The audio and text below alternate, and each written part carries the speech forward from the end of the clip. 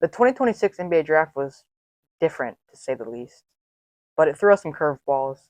Some players dropped. Adam Silver sounded like a dyslexic baby. The Philadelphia 76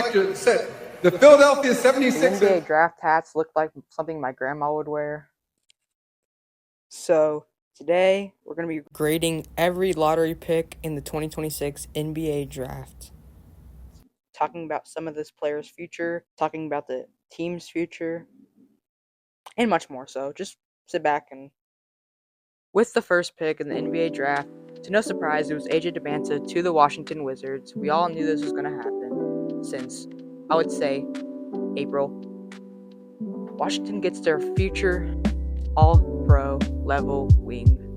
He's a great defender, great scorer, has great athleticism, brings great defense. I'm going to give this pick an A+. I don't really see why it wouldn't be. He's going to be a future Hall of Famer, hopefully, for the Wizards. They're rebuilding their core. They got Trae Young coming back on a $209 million deal. Anthony Davis, of course. Alex Sarr. Trey Johnson. They got some young guys. This Wizards team is going to be really nice next year. I honestly can see them making the play-in and getting a sneaky spot in the playoffs. But I think AJ Dybantsa will probably win Rookie of the Year this year. He's going to be averaging about 16 to 17 points per game. With the second pick, to no surprise, again, the Jazz select Darren Peterson. Obviously, the consistent number 2. Everybody knew he was going here. And I think the Jazz is going to be a great fit for him. Obviously, you got young guard Keontae George playing alongside him. Will be a good fit. He's a good spot-up shooter. He doesn't need the ball in his hands to create his own shot. He's a great defender. Really underrated defender. He's great athleticism. Can finish at the rim. It kind of brings that like superstar spark to a kind of like dying franchise. Jazz rebranded. I think this is the new Darren Peterson era in the Jazz organization. I can see the Jazz sneaking into the playoffs next year. They got some good depth in the bigs. They got good rim protectors, Jaren Jackson Jr., Lauri Markkanen. This is going to be a young, scary team. I can see this being like a 2021 Grizzlies team, kind of. This young electric point guard with these nice bigs. Darren Peterson's going to be a future all-star one day. So with that, I'm going to be giving this pick A+. I don't think anybody really has a problem with it. I mean, he is one of the most hyped up prospects in this class. So, with the number 3 pick, the Memphis Grizzlies select their first player in this draft, Cameron Boozer, brother of Caden Boozer, son of Carlos Boozer. In my opinion, I think he's one of the safest picks in this draft. He's got good size, good athleticism. He can read the floor really well. He's a good spacer. He can shoot the ball well. I'm going to be giving this pick an A. Don't think he's a future franchise-changing player, but he can bring a spark to his team that will elevate them to a playoff spot. They got a good young core around him with Cedric Howard, Ja Morant, of course, coming back. You got Zach Edey. So I think this team's going to be young. I think the Zach Edey and Cameron Boozer duo will be electric at the rim. The defense will be there for them. And the Grizzlies' future is looking better than what it was about a year ago. If Ja Morant can stay healthy, stay out of the legal problems, I think this Grizzlies team will make a solid run next year. And this is kind of a trend with a lot of teams. A lot of bad teams last year, besides some. I think they're going to be good next year. So, with the number 4 pick, the Chicago Bulls get their next Michael Jordan, Caleb Wilson. I'm so hyped about Caleb Wilson. I mean, his game, his electric athleticism, his defense, great rim protector. He's got good size, got good length. He can cover all sides of the floor. He's a good shooter. He's really developed as a really good shooter lately. Don't forget, this guy would have been one of the best players in March Madness if he had not got hurt in the regular season. So I'm going to be giving this pick an A+. I think he's going to fit the Chicago atmosphere pretty well. They got young guys around him, Josh Giddey, of course, Montez Puzelis, and Anfernee Simons. They got a lot of young guards on that team, so I think this was a safe pick for the Bulls. With the 5th pick, the Clippers select their guard of the future, Keegan Wagler. I mean, a slow guard. He's got good length, good size. Not the best defender. but he can score the ball with ease. I feel like people underrate his decisiveness and just all-around ball knowledge. I mean, he's not the most athletic, he's not the fastest, but he knows how to play basketball. He knows the game well. So I'm gonna be giving this pick an A-. And I think pairing him with Darius Garland will be good. You got a small, quick, fast guard with a lengthy guard who can kind of slow the pace down a little bit and shoot the ball well. He doesn't necessarily need the ball in his hands to create. I think it was a home run pick here. I think Keenan Walker will be really good in the NBA. At number 5, Brooklyn kind of surprises us with Michael Brown Jr., great scorer at Louisville. Unfortunately, he didn't get to play in the March Madness tournament. Some people speculated that Darius Acuff will land here, but I was hoping that Michael Brown would land here because I really do like him in Brooklyn. But I think Michael Brown Jr. kind of fits what the Nets have going on here. You got an ISO scorer in Julius Randle, you got an ISO scorer in MPJ, you got some young guards in Igor Dimen, Nolan Traore. So I'm going to be giving this an A-. I think he's the best shooter in this class by far. At number 7, the Kings get their future guard, Darius Acuff Jr. I mean, how stacked this draft class is. I wouldn't be surprised if Darius Acuff would be the number 1 pick in next year's draft. He's that good, and this is how deep this draft is. But unfortunately, he had to fall to 7 to the Kings. But I kind of think that's where he wanted to go. He wants the ball in his hands. He wants to score. He wants to be the future face of their franchise. I think the Kings are headed in a direction, not in necessarily the right direction.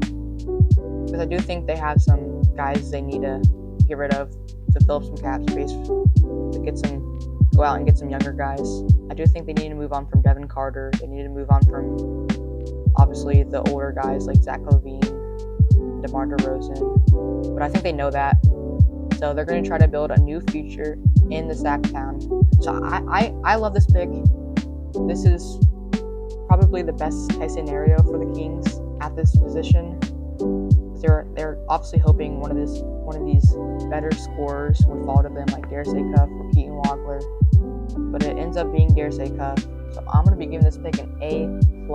The Kings got lucky here, even though they got a bad draft lottery selection. I do think this is a really good pick. At number 8, the Hawks kind of surprised me a little bit. I didn't think they would be picking Kingston Flemings, but they ended up doing that.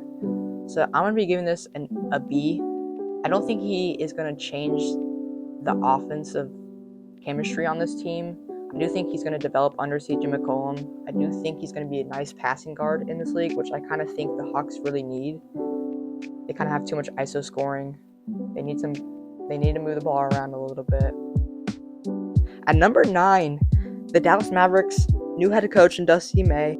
He ends up getting his athletic rim protector, power forward, in Morris Johnson Jr., which I don't think was necessarily the right pick. I do think they should have picked Braden Burries. I do think Morris Johnson is a really great defender, but I don't know how the spacing will work with the Mavericks, with Cooper Flagg, with Derek Lively. I mean, this is going to be a really good defensive team.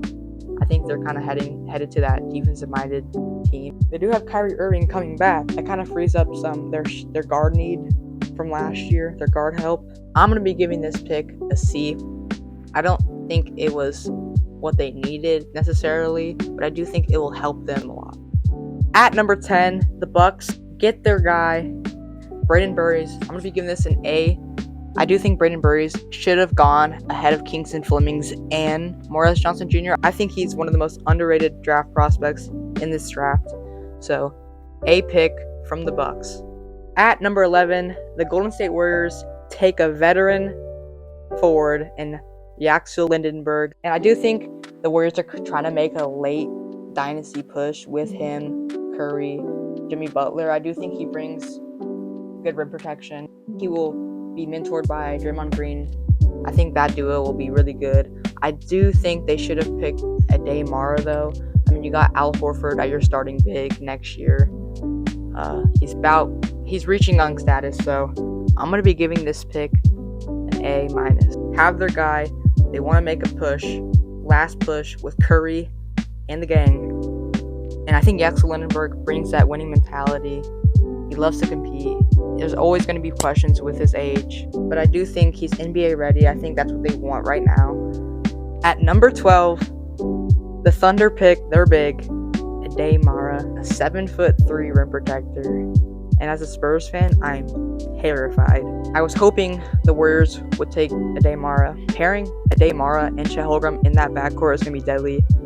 I think they're going to move on from Isaiah Hartenstein in this offseason. I think the Thunder are going to try and trust Thomas Sorber to be that guy and have Ade Mara kind of backing him up, relieving some pressure.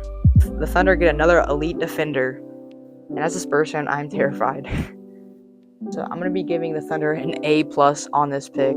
Came in to March Madness unknown. Came out of it one of the best risers from that tournament.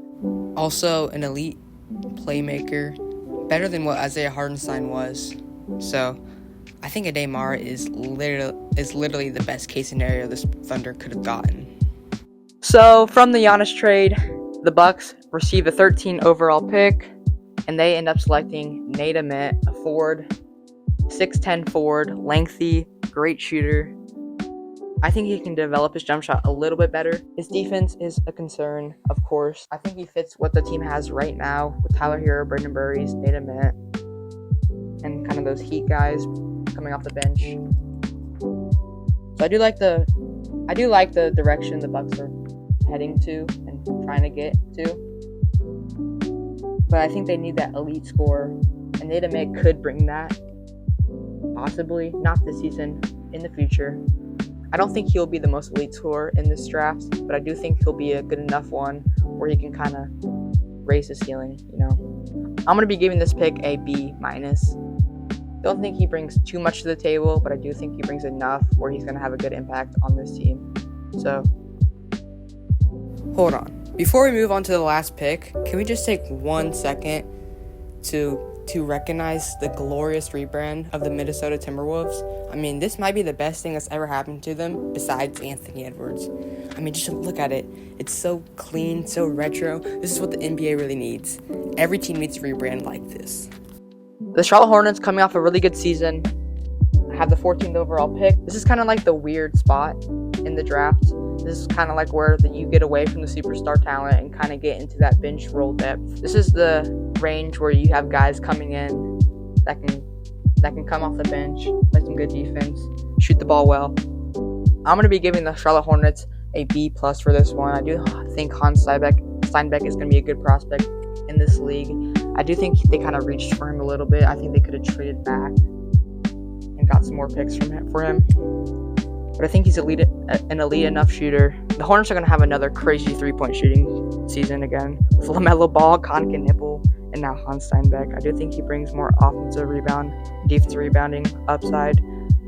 Pair him up with Moussa Diabate. I do think the Hornets are trying to build around their young core. I don't think the Hornets are going to try to get rid of LaMelo or Brandon Miller, but they might move on from Kobe White.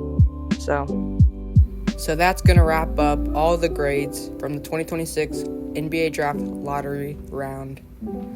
Thank you for watching. This is a newer channel, so if you wouldn't mind, make sure to subscribe and like this video. It would literally mean the world to me. I worked really hard on this.